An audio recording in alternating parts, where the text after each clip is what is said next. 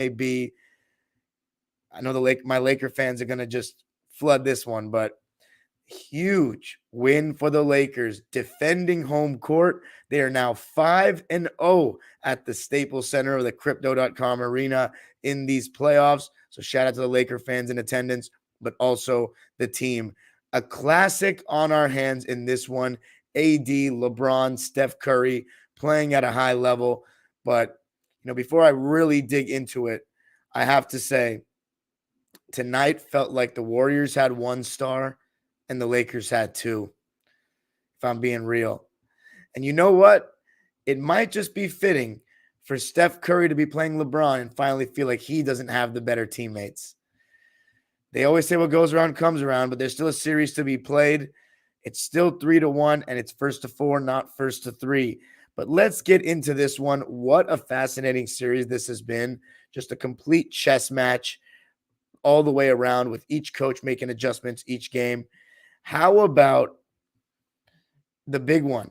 Gary Payton II starting in place of JaMychal Green. And immediately when he started, Anthony Davis was guarding him. LeBron was guarding Draymond. You started to see the Warriors go back to the strategy that you saw in game 2, which was to put Anthony Davis in that pick and roll with Steph Curry high behind the three-point line. He would come out, and Steph, again, just like game 2, was doing a good job manipulating it, snaking it, trying to hesitate, trying to attack Anthony Davis in that high drop. So now he's manipulating the defense. And it was the same thing you saw in game 2. So, yes, a big part of it is how much AD is showing in the point of attack for the Lakers as well, chasing Steph Curry over screens. Like, who's chasing over screens and AD stepping up and having active hands? That, of course, makes a difference, your actual pick-and-roll defense. But part of it is also just Stephen Curry being aggressive in that pick-and-roll. When he wants to get shifty-nifty, he wants to put some pressure on AD, get him on his heels, get him off balance, he starts to manipulate all sorts of defenses. Because remember, these guys facing up, when he's facing up, they're not really allowed to put hands on him like that. Most of Steph Curry's fouls that go uncalled are off the ball or him at the rim. And by the way, the officials, I don't want to hear anything about that shit tonight. If anything, I thought the Warriors for stretches of the game were getting the benefit of the call. And in the end, it felt neutral to me. But the Warriors were getting really good stuff early off that Gary Payton and Steph Curry high pick and roll. GP2, unlike Draymond, gives them a threat downhill of potentially being able to rise up and dunk on you. He's an athlete going downhill. He made some nice passes. And when you bring Anthony Davis out, LeBron James is now your last line of defense. And in the first half, his rim protection, his defense was pretty non-existent. A couple times where he could have contested Wiggins at the rim and he just kind of watched, bid on fakes. It was not a good half for LeBron defensively, but he was being a little bit more aggressive offensively. Even got to a little Magic Johnson hook shot at one point, and you started to see him catch the ball in the post a little bit early. And I think the reason why Steve Kerr started GP2 was not just because of the pick and roll and having an athlete in that role spot instead of Draymond. It was a big reason, I think, was to guard D'Lo. And look, that worked. D'Angelo Russell struggled all night. And I wrote GP disappears in here. Oh, yeah. Gary Payton midway through the first quarter. I actually took notes for this one, if you're referencing why I just said that. But GP disappeared in the middle of a play, went to the locker room. I don't remember if they ever explained what happened. If they did, can you please tell me in the comments? Because I don't remember what happened. He just randomly disappeared and JaMychal Green came in. But both teams were really missing shots in the first quarter.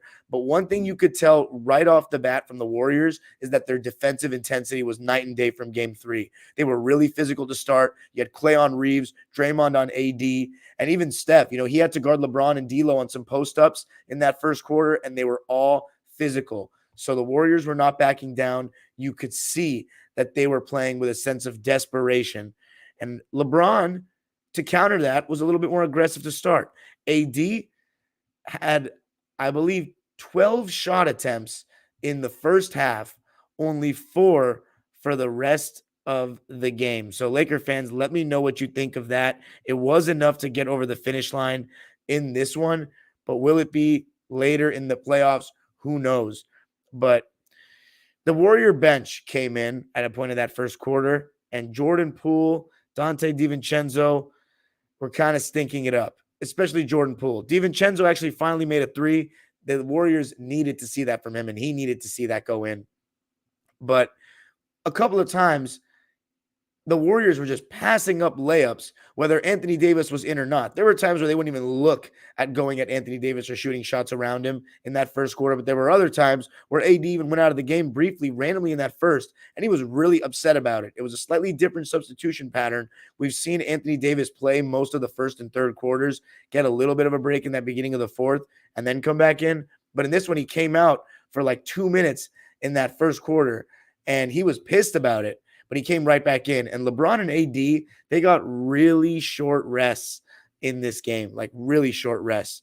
They played 43 minutes each, respectively. So going all in, you saw Steph Curry play 42 minutes. This was a game for the stars. It truly was. But Jordan Poole, I talked about DiVincenzo not passing up a wide open layup under the rim for a three, which was disgraceful. Jordan Poole was in transition, didn't look to go up. And he just looks like a player who has lost all his confidence. All his confidence. And obviously, defensively, he's not going to give much. At least DiVincenzo is going to go for offensive rebounds and try to play good defense. So much so that he twice knocked the ball away from his own teammates going up for rebounds. So DiVincenzo, he's just trying hard to make some sort of impact because he hasn't been playing well. But Jordan Poole, I mean, Jesus Christ. This guy has not been able to hit anything. A lot of bad shots where he can take a couple dribbles in and he's settling. It's just really tough to watch from Jordan Poole. Really tough to watch. Taking really tough shots, playing out of control, and just playing with no confidence. Just no confidence. But that was the end of the first quarter. The Lakers won it 22-21. So pretty low scoring. All right, guys, hold on a second. My computer's burning up like a sauna right now, it seems. So don't go anywhere. It's going to be like 30 seconds. You're going to see a black screen, but I'm not going anywhere.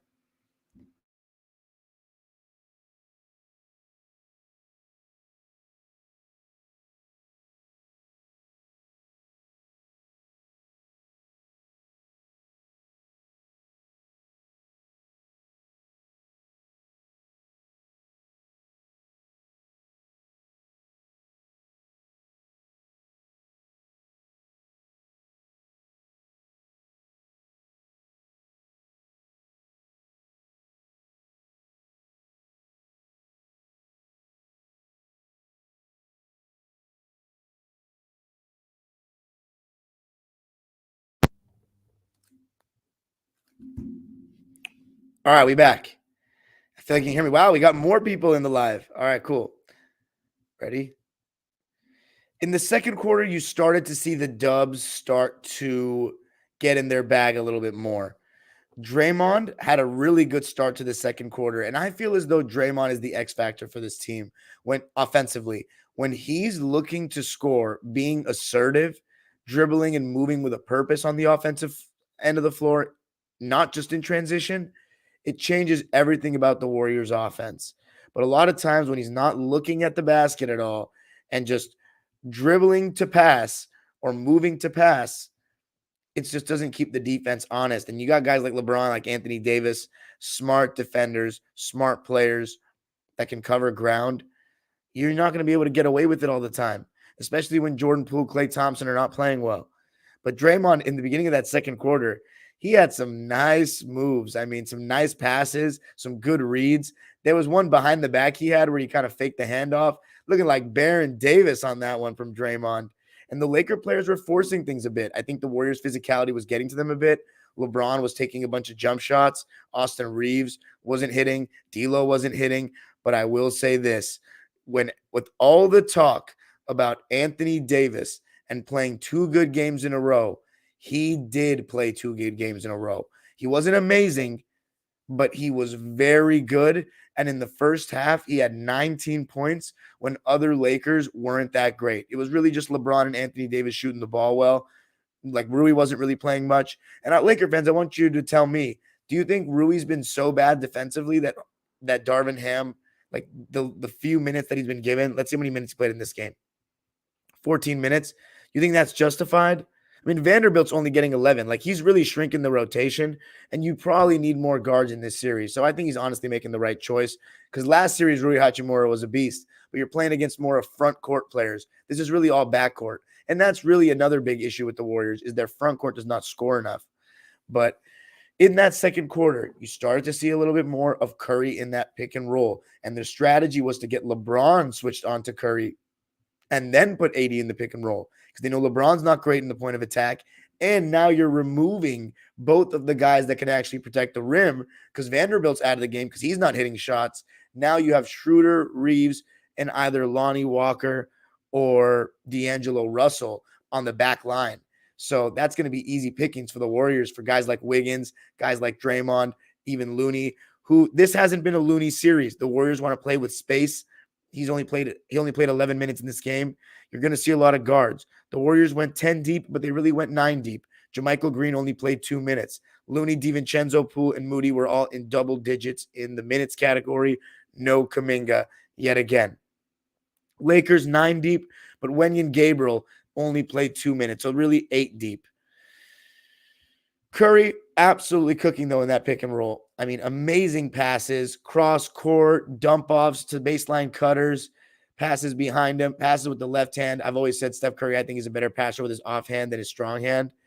But as I said, AD was keeping the Lakers in it offensively in the post, being aggressive, hitting some shots in the mid-range, falling away to his right, taking contact. The Dubs were up 3 at the half. And to be honest, I actually felt better if I were Golden State at halftime than the Lakers. I don't know why I felt that way. I just felt like it was a mucked up game, physical. And even though that seems to favor the Lakers, I just felt like Steph was in more rhythm than AD and LeBron. And I just don't trust AD closing games after dominating for like the whole stretch offensively. He doesn't seem to have the stamina to dominate the entire game offensively and defensively. Because look, he was being pulled away from the basket. But that being said, nobody can guard Steph Curry in space. Nobody. And drop coverage is very risky. That high drop is the best way to go. And Anthony Davis does as well as you can. Steph Curry is just an all-time great player with the exceptional ability to manipulate defenses. And you saw in this game just the true greatness of Steph Curry's handle. I mean, the way he gets low to the ground, changes pace, changes speeds, throws in hesitations in there. He gets you off balance. He gets you jumping for joy. He is so good at splitting defenses, rejecting screens. I had a realization in the middle of the game. It's not just about how the Lakers defend. It's about Steph Curry and how much he wants to control the game on the ball versus off, and how aggressive he's being with the handle, attacking whoever that drop defender is in the pick and roll, whether it's LeBron or AD or just guys one-on-one. But let's keep talking about that third quarter. The Dubs threw the first punch. Klay Thompson finally hit a shot.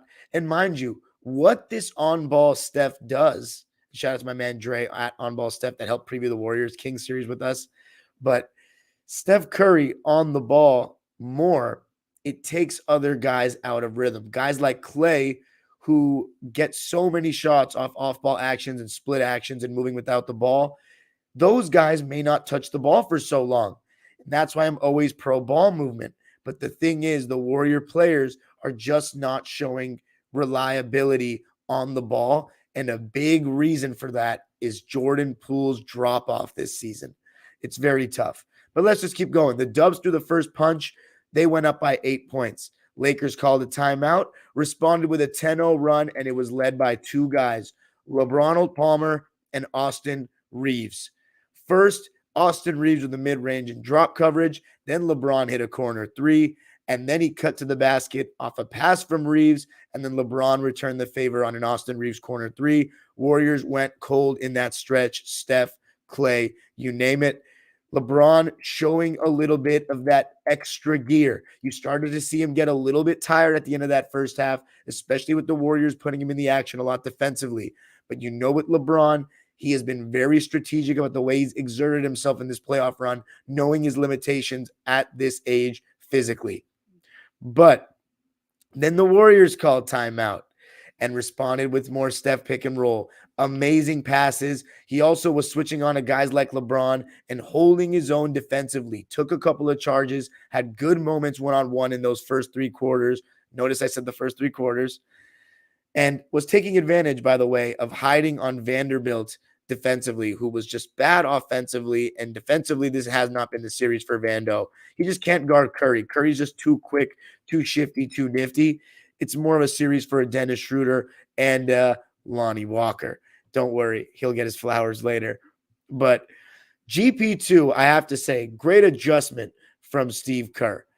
He was really good in that role. Defensively, you know what he's going to bring. It didn't feel like he was guarding certain guys one-on-one too much because the Lakers aren't really going to go at him in the action. It was mostly going at guys like Steph, Clay, and Wiggins. And I have to say, in my opinion, Clay was honestly the worst defender for the Warriors in that starting lineup.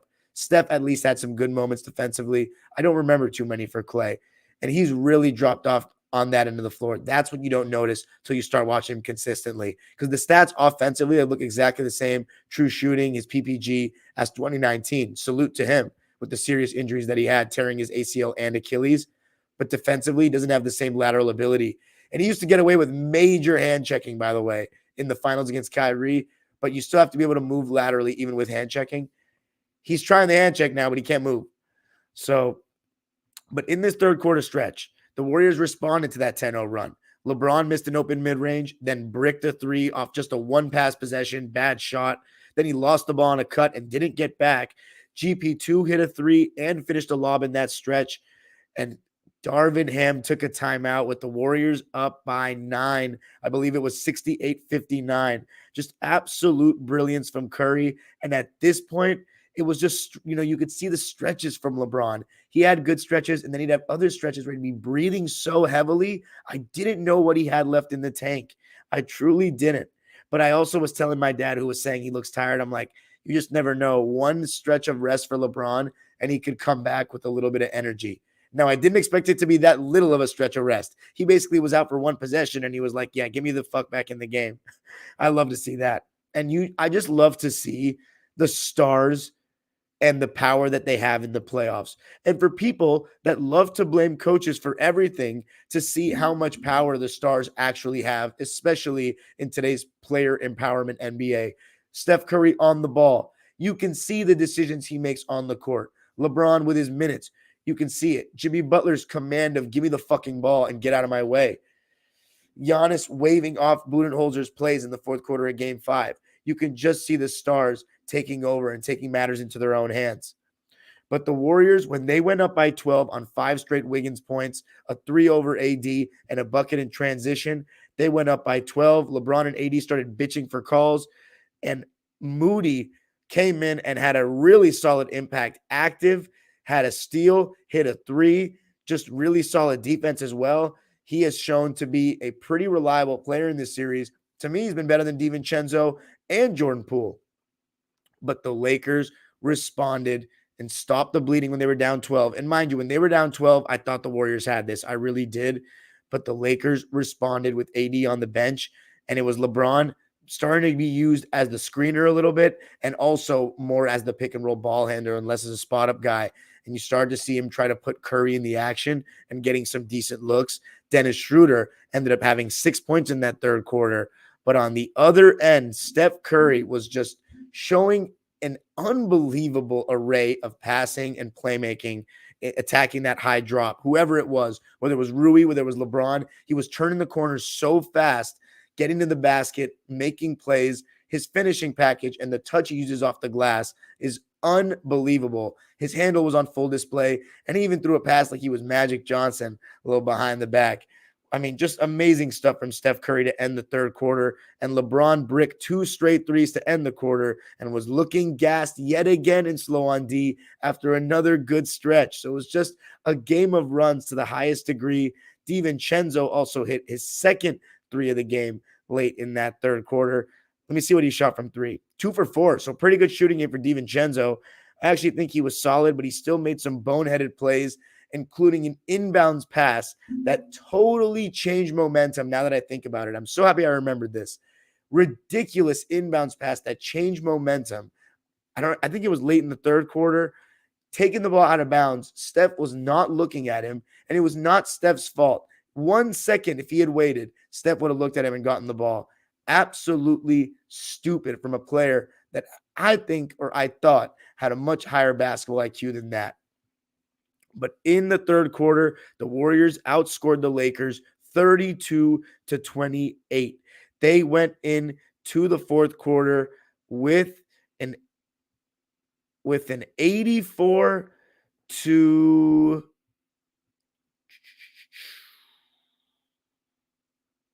was it 84? Yeah, 84-77. Yeah, 84-77 lead going into the fourth quarter. And man, you got to give the Laker defense credit in that fourth, only holding the Warriors to 17 points. And in the fourth, LeBron and AD, I believe they played the whole thing. They may have gotten a very, very short rest, maybe 30 seconds or a minute, but they started off that fourth quarter aggressive. LeBron took some contact, hit this fall away, one-legged shot going to his left. Actually, I don't know if it was one-legged, but took the bump, made a fall away going to his left. AD hit a jump hook in the corner. That was his second to last shot of the game, by the way, and tied the game at 84. But it all starts on the defensive end, and one thing you started to see the Lakers do was switch more. Honestly, considering the Warriors have no post players and are not playing loony much, so you're not getting killed on the glass, I'm surprised the Lakers aren't switching more, because AD being switched on to Steph Curry as opposed to in that high drop, it's not a terrible alternative. At least that way he's ready to switch on to him, and you force Steph Curry to play isolation more, maybe pound the ball more, because the major issue is the glass if you switch that. But I think given the Lakers' size at the guard position, like besides Schroeder, who's a smaller guard, D'Lo's like 6'5", you've got Lonnie Walker, who's really athletic. I think they can afford to switch. And you started to see that later. And LeBron, there were some good moments defensively where he was ready to switch on to Steph Curry and he was ready to move his feet. There was even one where he got blown by, but he blocked him from behind. And I just started to see the body language. I've been watching LeBron so long now. I always say I have a PhD in Bron's career. And I know with his body language when he's engaged defensively. And he started to be for those stretches in the fourth quarter. AD, some really good one-on-one moments. And LeBron started attacking Steph in the pick and roll on the other end. So in this game, to me, you saw the good and bad of Steph Curry. It was an amazing offensive display. You got a little bit of everything. He is an improved defender. He had his good moments defensively, but ultimately you are going to try to attack him in pick and roll to get good looks. And that is a weakness. It is a weakness. And you have the dilemma. The Warrior players, the role players, are not playing well at all. If you give them the ball in terms of running the motion offense and try to look to get them open shots, then you're leaving them at risk of making mistakes and Curry not getting the ball enough, initiating enough. Like Stan Van Gundy, he was very pro, just get the ball to Curry every single time down and do pick and roll. But the problem is, one, it's redundant, even though it's hard to stop. But two, this guy is going to get tired. They're also attacking him on the other end. You have to see that. And a couple of times, Steph got, I remember it was a back cut in that fourth quarter off the ball on the split action where he scored. Klay Thompson got a look late in the game off the ball. So mixing it up wasn't horrendous for them. They still got some pretty good looks. They can't just do it every single play. He's going to get tired. And let me just, spoiler alert, he did get tired. But I've yet to mention the man that changed everything, the savior. It will all come down to this.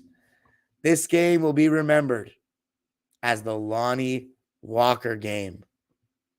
Lonnie Walker stepped up to the plate when the Lakers needed him most. When Steph was being put in that pick and roll, he popped out for three. He hit a fall away going to his left, coming over a screen. He hit a floater in pick and roll as the ball handler. He chased down a loose ball and scored. And his defense was pretty solid as well. Lonnie Walker with 15 points in the fourth quarter on the biggest stage There was one play where he got Steph switched on to him. LeBron trusted him. He pulled up in his face. I couldn't believe what I was seeing, but honestly, I could, because Lonnie Walker is one of those microwave kind of guys. And on the other end, it just felt like so much pressure on Steph Curry to score every time down. Draymond wasn't looking at the basket anymore. Gary Payton didn't even play the last 10 minutes of the game, which, let me know what you think, Warriors fans. He was playing well and he shot well, but there were times where he wasn't looking at the basket. And I think Steve Kerr liked that Moody was looking at the basket. Moody didn't miss, but it just felt like Steph, he was working hard to score. Lakers were switching and making him go one-on-one and try to get the matchup that he wanted. Usually he was trying to get Reeves or Schroeder, or AD. But AD wasn't just like, it wasn't a pushover. To me, he's the best defender in the league. So it's not going to be easy for Steph. And he missed a couple of floaters. He still finds a way to create space and move off the ball enough to get downhill and get good shots. But he's shooting every time down. I love that he emptied the clip, but he missed some easy shots, a couple of floaters. And Klay wasn't doing anything really. Like Steph on the ball, they stay home on Klay. They'd rather other guys shoot. And he kind of gets taken out of the game. Will say this, though. The one other player besides Moody I think was really good was Wiggins. He was working really, really hard. All right, guys. Again, I'm going to my computer's getting hot and it's lagging again. 30 seconds. Don't leave. 30 seconds.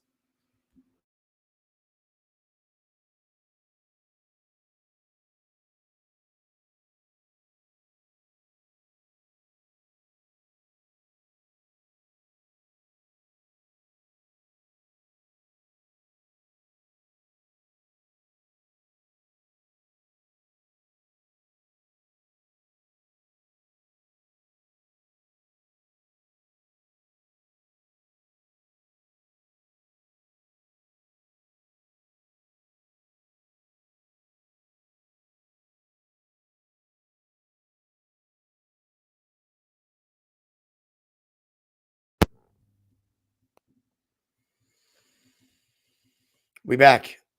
Oh, baby. Let's go. 77 people in the live. I love it. I love it. All right.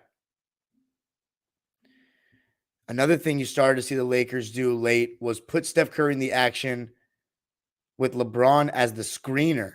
So Lonnie Walker as the ball handler. And when they switched Steph on LeBron going downhill, that's a problem. There was one time when they were down by 3, 99-96.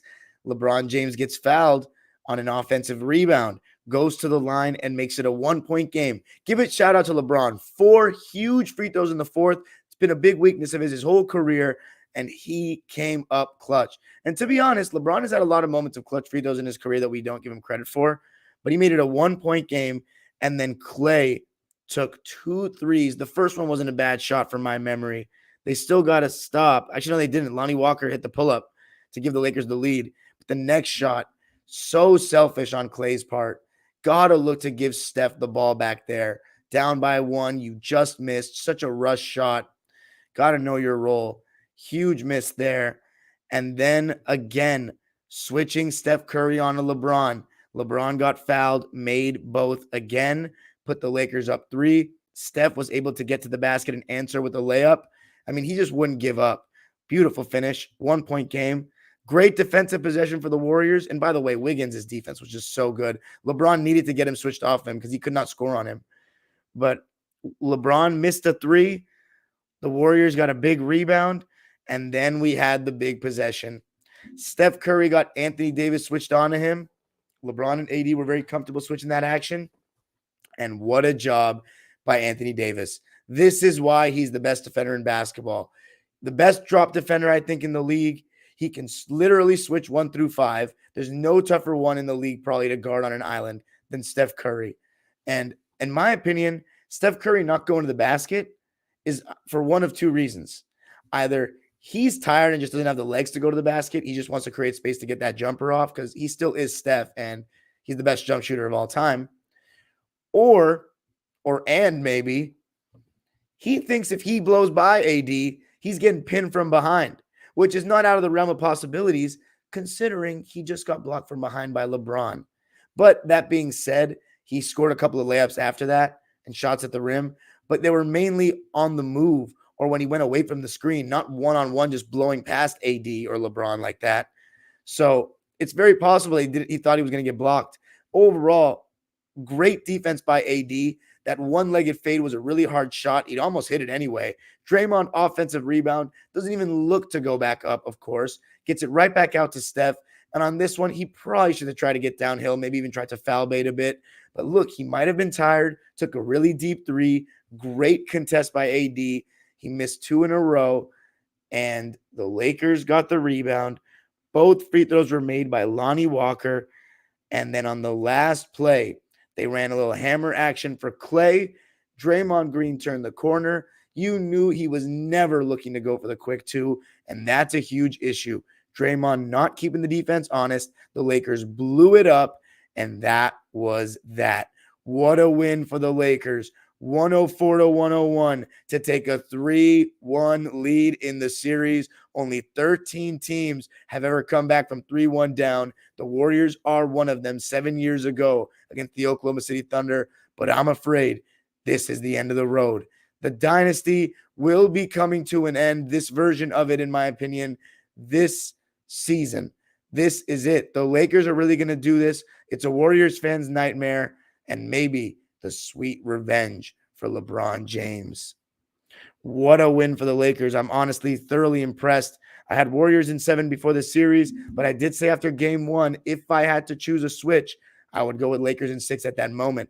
And right now it's looking like that, but I'm not going to toot my own horn because I picked Warriors in 7, and I'm sticking with it. They have to win 3 games in a row to do that, but it looks like the Lakers got this shit in the bag. Let's read the lines and talk about the team stats. Let's see if anything stands out.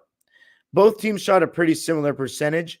Warriors 46.5%, Lakers 45%. The 3-ball, Warriors shot 16 more threes than the Lakers. 41 for the Dubs, 25 for the Lakers. The Dubs shot 29% from 3. So another bad shooting game from deep in LA. The Lakers not shooting well from deep at all, just 24%. Free throws, 8 more for the Lakers. And listen to this statistic, 20 for 20 from the line. That is massive. That's the type of shit that wins playoff games.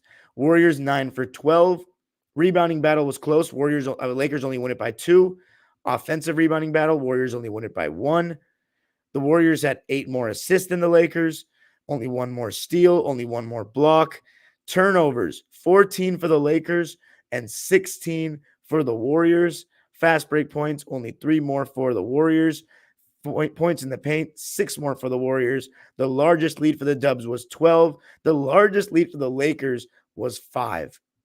So not too much of a disparity. The most intriguing stat there was the free throws, 20 for 20 for the Lakers. And obviously the Warriors not shooting well from 3 for 2 straight games. That hurts. Live by the 3, die by the 3. Right now they're dying, and even Steph Curry wasn't making threes in this game. Whose lines should I read first? I'm thinking Lakers first. Nah, Warriors. Kevon Looney, very quiet game, just 11 minutes, 2 for 2 from the field, 4 points, 3 rebounds. It was a +7, which was actually the highest of any Warrior, but I think it's a really poor indicator of anything. Warriors fans, let me know if you think he should have played more. Jordan Poole played just 10 minutes, and honestly, it was 2 minutes too many. Just awful. Just awful. He had a good game in game 1, and he's been dog shit in the other 3. And he didn't have a good series against Sacramento either. I can't believe that this man averaged 17 points on 50% shooting and 38 from 3 last year. That's a huge reason why they're not looking like the same team. He had a donut, and he was 0 for 4 and turned the ball over 2 times in just 10 minutes. DiVincenzo, I think it was a better game for him, but that turnover was just so bad. 10 points, 4 for 6 in the field, and 2 for 4 from 3. But if you're going to get 66% shooting and 50 from 3 from DiVincenzo, you're going to take that all day long. Moses Moody, I thought he was really good. 7 points on 3 for 3 shoot from the field, 1 for 1 from 3 in 19 minutes. The Warriors got 21 points off the bench. That's not much. The Lakers got 27, and that honestly was a big difference in the game.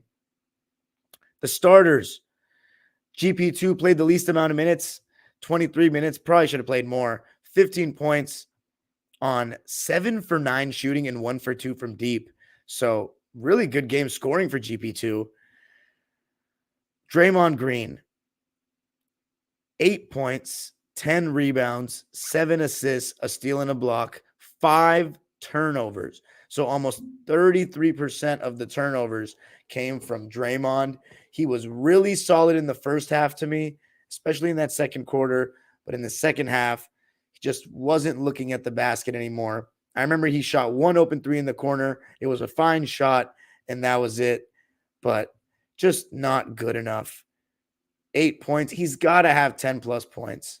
He's got to.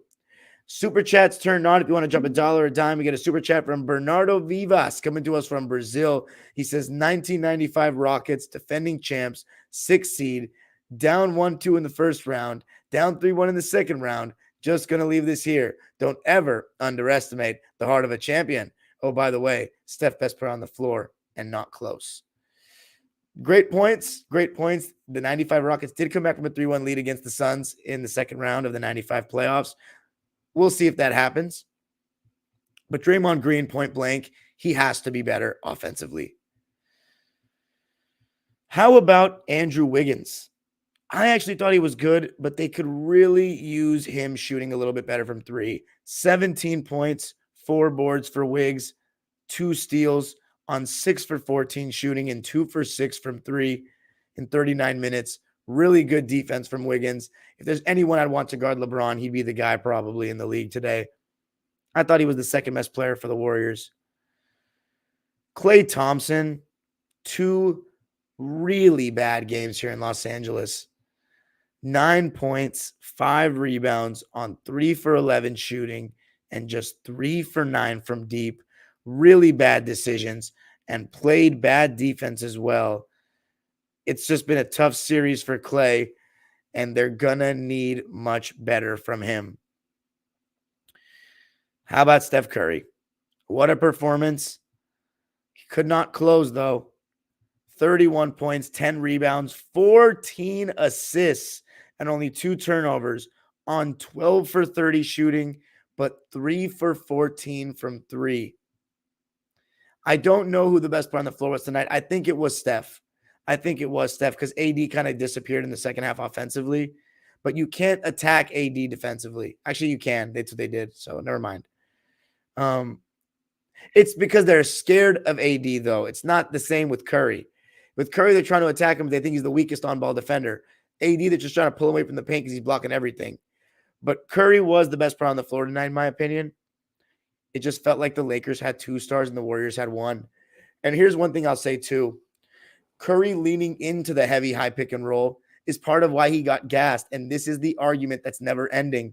You can spam it every play like you want, but he didn't have legs on some of those shots at the end, it seemed. Whether he didn't want to take Anthony Davis to the rim because he thought he was going to get blocked, or he just didn't have the legs, he had to do too much.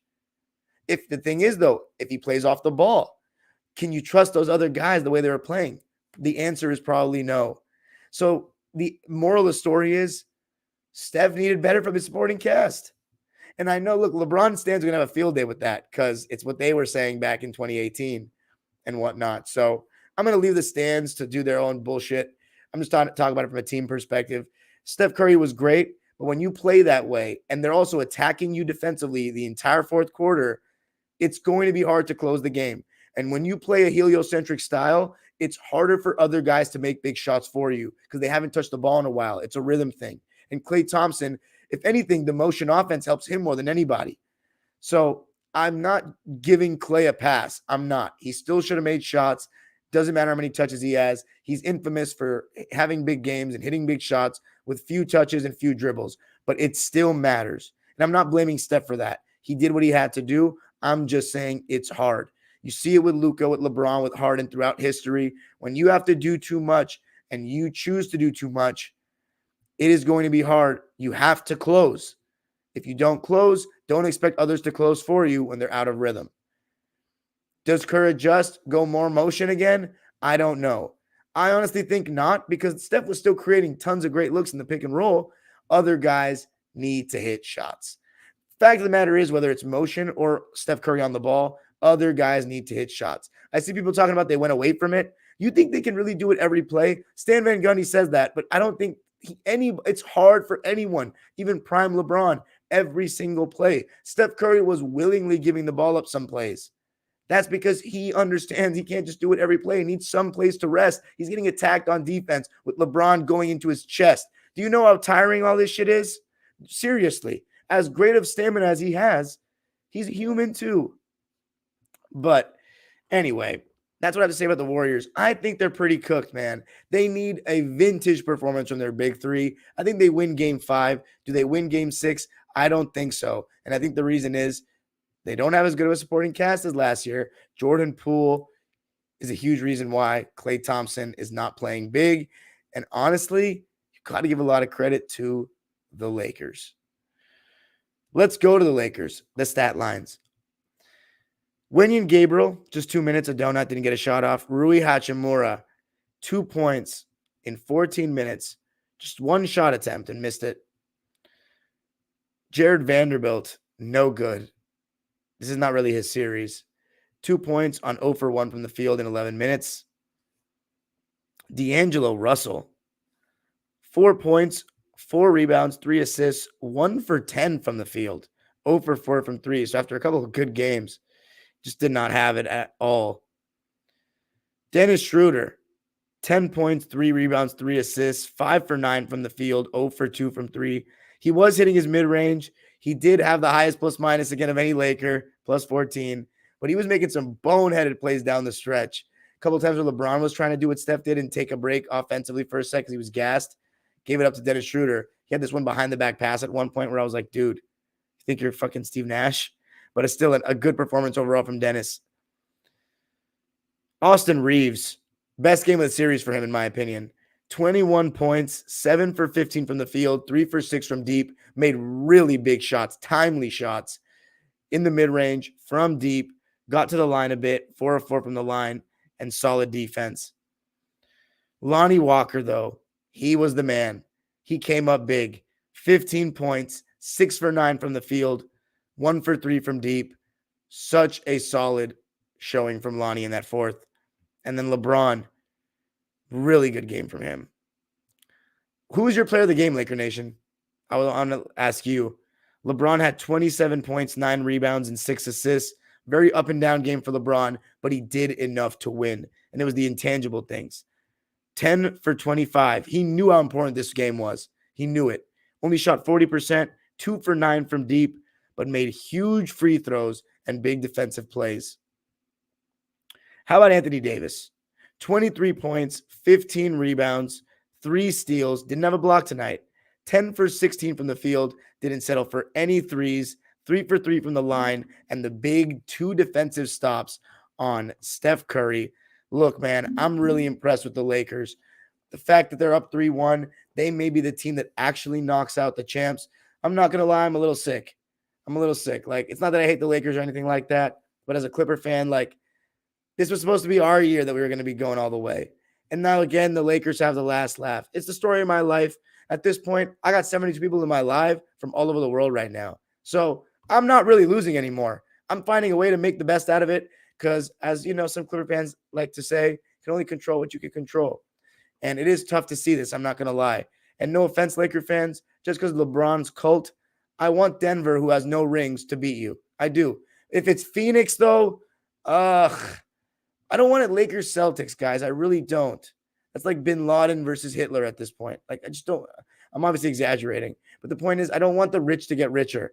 Give me a team like Miami or fucking New York, who's not going to win the championship. And it's a good segue, by the way. Or freaking Denver to win the championship. But anyway, I said before this playoffs that I think the Lakers can go to the finals. I don't think they can